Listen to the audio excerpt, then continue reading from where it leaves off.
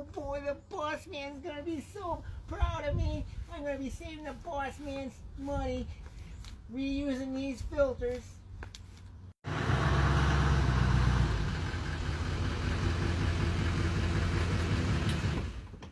Dave, are you washing furnace filters? Yeah, boss man.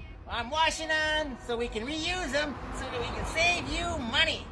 Dave, you don't wash furnace filters, you replace them.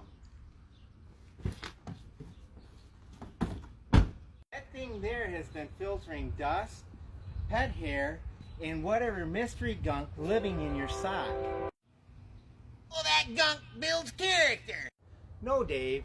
It builds blockages. Dirty filters make systems work harder, burning more money, blowing junk back in the air. You change a filter every 1 to 3 months, not give them a bubble bath. Throw that filter out. I have brand new ones.